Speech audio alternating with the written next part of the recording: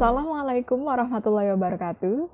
Berjumpa lagi dengan kami kelompok 8 dari kelas reguler pagi manajemen A, Sekolah Tinggi Ilmu Ekonomi Mahardika Surabaya untuk mata kuliah manajemen berbasis ICT. Pada kesempatan kali ini, kami dari kelompok 8 ingin memberikan penjelasan mengenai materi, koordinasi, dan rentang manajemen. Sebelum itu, saya ingin memperkenalkan anggota kelompok 8, yaitu Novinza Agatha, Abdillah Rizal Al-Hakiki, Alfiranisa Salsabila, Ismawati, Eka Febrianti, Windy Tri Rahayu, Elvina Safanabila, Nila Ayu Saputri, Adimas Fauzi, dan yang terakhir Yoga Bayu Nirwana. Baiklah, selanjutnya akan memasuki materi inti. Mari dipersiapkan. Yang pertama, koordinasi. Koordinasi merupakan proses pengintegrasian tujuan dan kegiatan pada satuan-satuan yang terpisah, seperti departemen atau bidang-bidang fungsional suatu organisasi untuk mencapai tujuan organisasi secara efisien. Jadi secara umum koordinasi merupakan suatu hubungan kerjasama antara satu dengan yang lainnya, yang mana hubungan tersebut harus menghasilkan efek positif untuk satu sama lain, sehingga koordinasi bisa disebut juga sebagai hubungan simbiosis mutualisme. Kebutuhan akan koordinasi dibagi menjadi 3 bagian. Yang pertama, saling ketergantungan yang menyatu. Maksudnya adalah bila satuan-satuan organisasi tidak saling tergantung satu dengan lainnya dalam melaksanakan kegiatan harian, tetapi tergantung pada pelaksanaan kerja setiap satuan yang memuaskan untuk suatu hasil akhir. Pada kategori ini kita bisa mengambil contoh yaitu rumah makan dan juga organisasi suatu perusahaan. Kemudian yang kedua, yakni saling ketergantungan yang berurutan. Maksudnya adalah suatu organisasi harus melakukan pekerjaannya terlebih dahulu sebelum satuan yang lainnya dapat bekerja.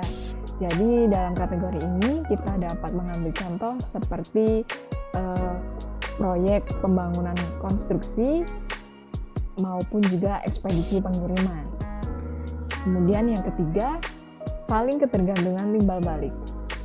Saling ketergantungan timbal balik ini merupakan hubungan memberi dan menerima antar satuan organisasi, sehingga pada kategori ini akan menghasilkan hubungan yang positif untuk satu sama lain. Dan dalam kategori ini bisa disebutkan sebagai simbiosis mutualisme. Masalah pencapaian koordinasi efektif. Yang pertama, perbedaan orientasi terhadap tujuan tertentu pada anggota dari departemen yang berbeda mengembangkan pandangan-pandangan mereka sendiri tentang bagaimana cara mencapai kepentingan organisasi yang baik. Contohnya, bagian penjualan yang berorientasi di verifikasi produk, sedangkan bagian akuntansi berorientasi pada pengendalian biaya. Yang kedua, perbedaan orientasi waktu. Manajer akan lebih memperhatikan masalah-masalah yang harus dipecahkan segera atau dalam periode waktu pendek. Bagian penelitian dan pengembangan lebih terlibat dengan masalah jangka panjang. Contohnya, bagian produksi yang berorientasi jangka pendek, sedangkan bagian penelitian berorientasi jangka panjang. Yang ketiga, perbedaan orientasi antar pribadi. Kegiatan produksi memerlukan komunikasi dan pembuatan keputusan yang cepat agar prosesnya lancar, sedang bagian penelitian dan pengembangan mungkin dapat lebih santai dan setiap orang dapat mengemukakan pendapat serta berdiskusi satu dengan yang lain. Contohnya, kegiatan produksi yang harus bekerja cepat dan tepat waktu dibandingkan dengan bagian penelitian yang kelihatannya bekerja santai melalui diskusi. Yang keempat, bagian perbedaan formalitas struktur. Setiap tipe satuan dalam organisasi mungkin mempunyai metode-metode dan standar-standar yang berbeda untuk mengevaluasi program terhadap tujuan dan untuk balas jasa bagi karyawan. Contohnya, setiap satuan organisasi mempunyai standar dan metode yang berbeda untuk mengevaluasi kinerja masing-masing dalam mencapai tujuan. 3 pendekatan koordinasi efektif. Yang pertama, teknik-teknik manajemen dasar. Teknik-teknik manajemen dasar.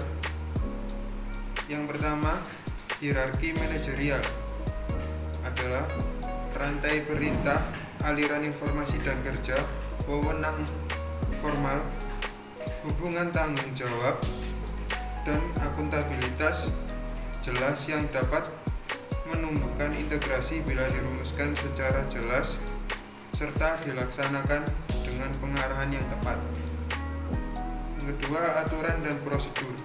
Aturan dan prosedur adalah keputusan-keputusan manajerial yang dibuat untuk menangani kejadian-kejadian rutin sehingga dapat juga menjadi peralatan yang efisien untuk koordinasi dan pengawasan rutin.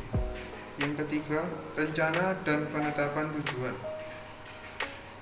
Pengembangan rencana dan tujuan dapat digunakan untuk pengordinasian melalui pengarahan serta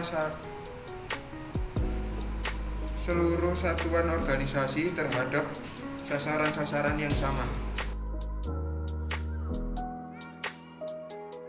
Yang selanjutnya, meningkatkan koordinasi potensial. 1. Sistem informasi vertikal adalah peralatan melalui mana data disalurkan melewati tingkatan-tingkatan organisasi. Komunikasi dapat terjadi di dalam atau di luar rantai perintah. Sistem informasi manajemen telah dikembangkan dalam kegiatan-kegiatan seperti pemasaran, keuangan, produksi, dan operasi-operasi internasional untuk meningkatkan informasi yang tersedia bagi perencanaan, koordinasi, dan pengawasan. Yang selanjutnya, hubungan-hubungan lateral atau horizontal. Melalui pemotongan rantai perintah, hubungan-hubungan lateral membiarkan informasi dipertukarkan dan keputusan dibuat pada tingkat hierarki di mana informasi yang dibutuhkan ada. Beberapa hubungan interlateral. 1. Kontak langsung antar individu yang dapat meningkatkan efektivitas dan efisiensi kerja. Yang kedua, peranan penghubung yang menangani komunikasi antar departemen sehingga mengurangi panjangnya saluran komunikasi. Yang ketiga, ada satuan tugas. Keempat, pengintegrasian peranan-peranan. Yang terakhir, ada peranan penghubung manajerial. Peranan penghubung manajerial yang mempunyai kekuasaan menyetujui perumusan anggaran oleh satuan-satuan yang diintegrasikan dan diimplementasikan. Ini diperlukan bila posisi pengintegrasian tidak secara efektif mengkoordinasikan tugas tertentu.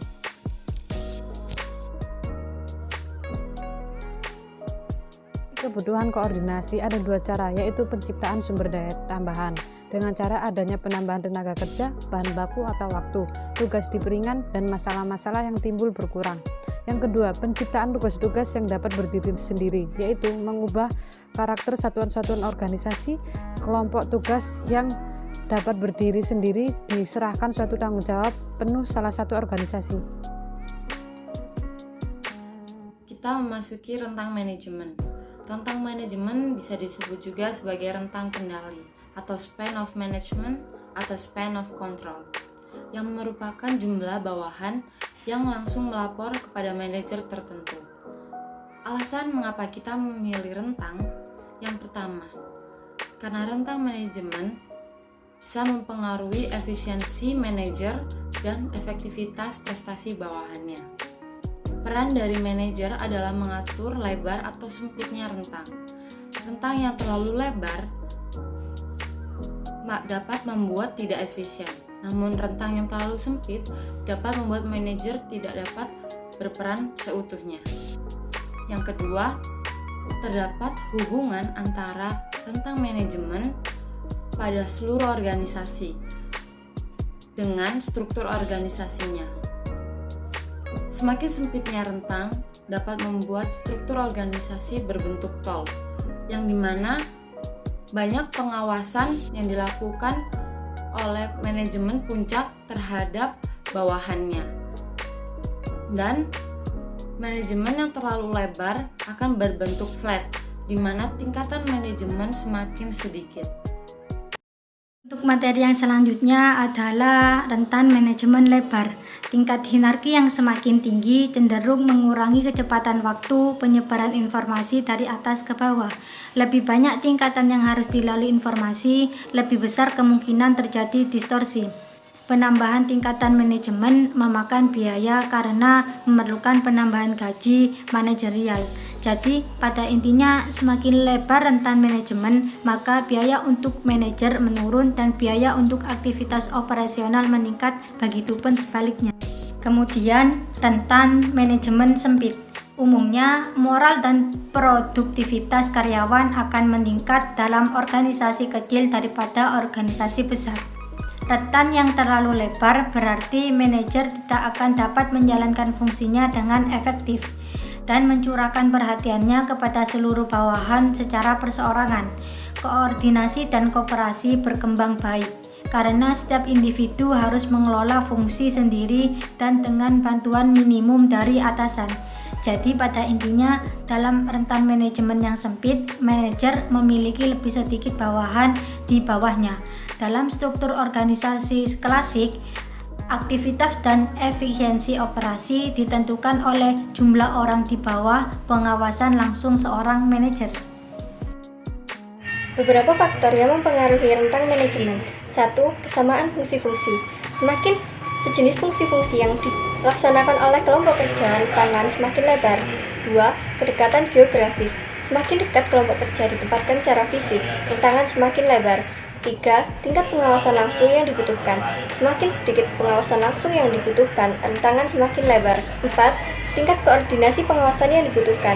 Semakin berkurang koordinasi yang dibutuhkan, rentangan semakin lebar. 5. Perencanaan yang dibutuhkan manajer. Semakin sedikit perencanaan yang dibutuhkan, rentangan semakin lebar. 6. Bantuan organisasional yang tersedia bagi pengawas. Lebih banyak bantuan yang diterima pengawas dalam fungsi-fungsi seperti penarikan, latihan, dan pengawasan mutu, rentangan semakin lebar. Faktor lain yang mempengaruhi rentang manajemen berhubungan dengan situasi, bawahan, dan atasan. Rentang manajemen relatif melebar. Yang pertama, faktor yang berhubungan dengan situasi, pekerjaan bersifat rutin, operasi stabil, pekerjaan bawahan sejenis. Yang kedua, faktor yang berhubungan dengan bawahan. Bawahan terlatih baik untuk pekerjaan tertentu dan bawahan lebih senang bekerja tanpa pengawasan ketat. Yang ketiga, faktor yang berhubungan dengan atasan. Manajer terlatih baik dan kemampuan baik. Manajer menerima bantuan dalam pelaksanaan kegiatan-kegiatan pengawasannya. Manajer tidak mempunyai kegiatan tambahan selama pengawasan dilaksanakan. Kesimpulan, koordinasi sangatlah dibutuhkan dalam setiap organisasi ataupun kelompok demi tercapainya segala tujuan yang hendak dicapai.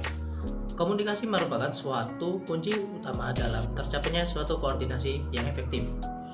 Di sini, peranan manajer sangatlah dibutuhkan dalam melaksanakan tugasnya dalam bidang pengontrolan, pengawasan, dan evaluasi.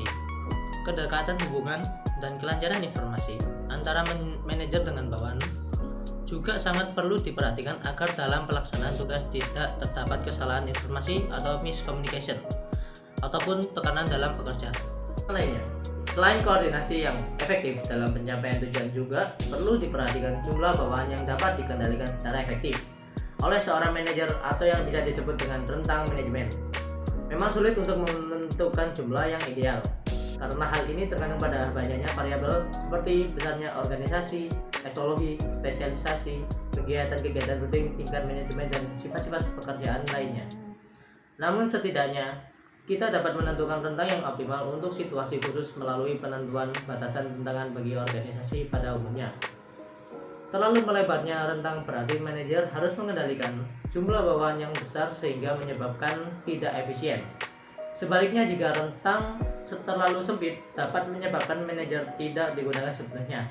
Jadi dapat disimpulkan bahwa semakin besar jumlah rentang, semakin sulit untuk mengkoordinasi kegiatan-kegiatan bawahan secara efektif. Kami dari kelompok 8 ingin mengucapkan terima kasih yang sebanyak-banyaknya atas kesempatan kali ini untuk bisa mempresentasikan materi koordinasi dan rentang manajemen. Kami sangat berharap bahwasannya apa yang telah kami sampaikan pada kali ini bisa bermanfaat untuk kita semua. Baiklah, sekian video dari kelompok 8. Kurang lebihnya mohon dimaafkan. Wassalamualaikum warahmatullahi wabarakatuh. See you on our next video, guys.